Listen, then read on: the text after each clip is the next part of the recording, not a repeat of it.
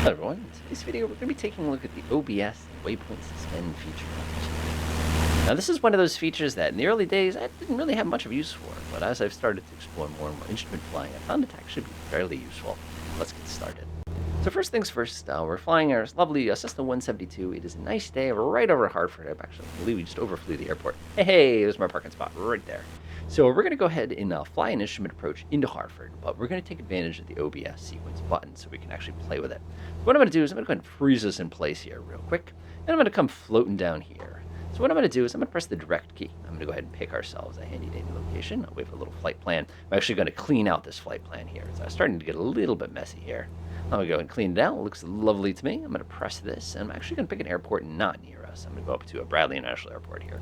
Of course, make sure when you do any adjustments here that you have a mouse that actually has a good, well-working scroll wheel. Now, this is actually a Logitech G5 from like 2004, if you're curious how old my mouse is. And it's served me pretty well, so I'm not complaining in the slightest. So the first thing we're going to see is what happens when you press this OBS button and you have nothing special going on here.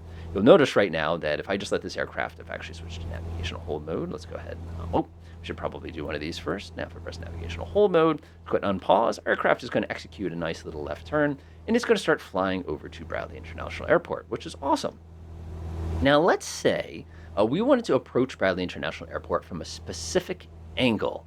Now you're sitting there going, wait, what? Why would you ever need to do that? Well, one of the things that often happens when you're working with a GPS in visual conditions like we have today is you want to be able to land at a specific runway, and you want to make it nice and easy on yourself to line yourself up at the end of the runway. So we actually have the capability right in here to select the angle, the course you wish to follow in order to go ahead and approach a specific location. So I'm going to let this aircraft kind of finish up its little turn, and then we'll kind of demonstrate it. Let's say, for example, we wanted to fly into Bradley. I'll zoom out a little bit, make it a little bit more obvious here. Let's say we want to fly into Bradley International Airport's runway 33 from where we are right now.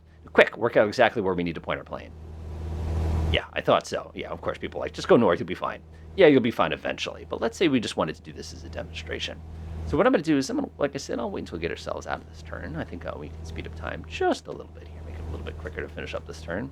And again, I love the way that this all works. It's all nice and smooth and easy to handle, and you generally, it works. But a lot of times, I hate to say this, in the real world, what I do is I press CWS, control wheel steering, crank the plane to where it needs to go, and let go and let the autopilot hang back on. It's just kind of one of those things that after you play with it enough times, you're just like, let me do it, let me do it.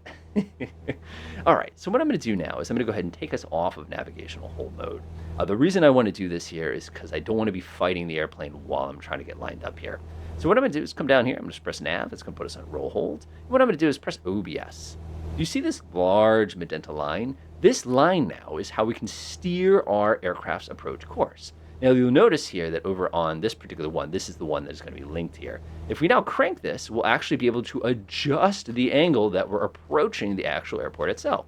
So for example, if I wanted runway 33, ta-da! Isn't that not amazingly, awesomely sweet? So now if I actually flip the back navigational hold, what the aircraft will do is it'll actually execute a turn and try to get us lined back up with that particular approach. Now, like I said, this is a fantastic visual representation of where runway 33 is. And most GPSs, by the way, will actually project the runways for you to make it a little bit easier. But this is a great tool if you're trying to figure out exactly where you need to get yourself in order to come for a landing. So what I'm going to do now is we're still on roll hold. Notice, by the way, I can arm nav. We're not actually going to capture nav because we're not close enough. I'd have to actually move myself to the east in order to actually grab onto that nav. But let me show you another fantastic use of this. I can actually hit this button again, and notice it keeps that particular 3-3 approach here because it's the last thing we entered. So what I'm going to do is I'm going to press direct, and we're actually going to go back from where we just came. Actually, lovely Hartford, Connecticut, which is literally right underneath us right now. KHFD, Foxtrot, Delta.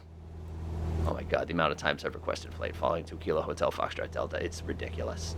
I'm actually going to shut off navigational hold mode. I'm just going to let it do a nice little wing load. I don't mind that kind of roll mode.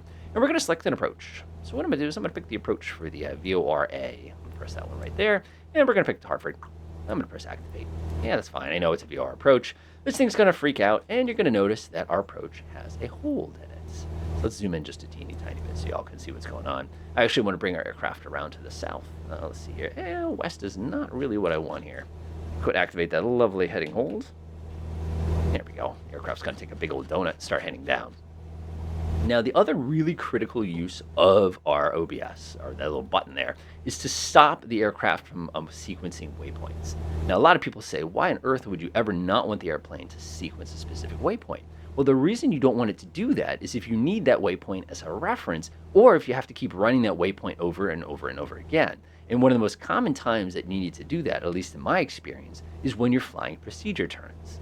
Now, one of the cool things about this approach, and I did this intentionally, is we have to fly a procedure turn in order to safely get back onto the correct approach to bring us down to the ground here. Procedure turn is just a course reversal. There's nothing special, like fancy about it. I mean, you're not flying into a hold here.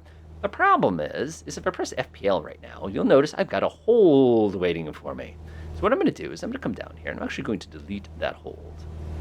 Just like that. Now it's gone. Now if I go back to my flight plan, do you see how Hartford VR, by the way, see the PT? See the PT? See it? See it? So now what's going to happen is this aircraft is going to proceed direct to this particular point here. Of course, I'm not in navigational hold mode anymore. I can actually hit that now and enjoy my little flight out. But let's say I need to be able to hang on to this waypoint so that I can go ahead and stay there until perhaps I need to be released, or maybe I'm getting my gauges ready, or maybe, again, something like that. If I let the plane just fly everything as I have it right this second, what's going to happen is I'm going to cross this HFD, and it's going to cause it to immediately cycle to my next waypoint, which is going to be Zovox, which is going to be right down here. Now, if I press OBS, now notice, look who's back. I now have the ability to go ahead and select that specific point, so I can go ahead and use that specific angle should I need to. Now, if I shut that back off, you'll notice that it's smart enough, again, to recognize the fact that we want to be able to go ahead and cycle ourselves back in that corner. Now, if I come down here and press proc one more time, should still be on, we should probably do heading hold. Before we really break things, I'll go ahead and flick on the heading hold real quickly. One of the things that I love about this is taking your time to do these things in a nice controlled environment. 160, we're actually going to select 160 here. I just want to be careful here. I don't want to accidentally go zipping by my point before I have too much fun. Flip on heading hold, we'll do 160. That's going to be plenty close enough here. All right, let's continue. So now that that's all set, whoa, like I said, welcome to having a mouse from 2004 here. I can always get another one, but I like this mouse. So what I'm going to do now is press proc. I'm going to go and say, I want to activate vectors to final. And you can see now that I've got this beautiful line that'll take me to the ground. And you've noticed that this brand new option has appeared that says SUSP. This means suspend. Right now, this GPS is smart enough to know that if I'm coming from this direction, if I were to approach that waypoint conventionally like I am right now, as soon as I cross it, the waypoint would disappear off my GPS. So if I actually would come down here and press that button, did you see what just happened? Do you notice my entire flight, all my beautiful waypoints are gone? So my lovely approach that I was trying to use from this nice thing has been cooked because of the fact that I tried to suspend by sequencing. Now, if I press susp one more time, did you see what just happened? This is the missed approach fix. So as you can see, because we did not hit that suspend button, or we weren't in suspend mode, we instantly, of course, now had that problem. Now, remember how I set our heading hold so that would not be an issue? So if we go back up to proc, hit vectors to final, notice how it's smart enough to suspend it again. Now, of course, if I wanted to come in here and say activate the approach itself, press enter real quickly, press enter one more time, you can see that it's automatically smart enough to suspend it again, because if we undo all that, you could see how it literally ate my entire approach. Now, the big thing here, and like I said, you've already seen a bunch of good uses for this, is let's say we're actually not flying one of those silly approaches. Let's say we're doing an RNAV approach. So let's do RNAV for 2, and we'll go ahead and do vectors. It's fine, doesn't matter. Press that, we're heading up to Lomas. Oh my God, Lomas. Proceed direct Lomas. Oh my God, how many times have I heard that in my life? And you'll see now that we've got this sucker sitting over here, but keep in mind this is a GPS approach. We can shut off suspend. Do you see how it ate our entire approach? So we can't hit that button until we're in a position to actually get the plane down onto the ground. So as you can see, that OBS button is actually incredibly useful as far as giving us the ability to approach things from new angles and to stop waypoint sequencing from happening. But at the same time, you have to be very mentally cognizant of it, because pressing it at the wrong time could end up eating a good chunk of that approach that you've flown 3 hours to get to. Enjoy.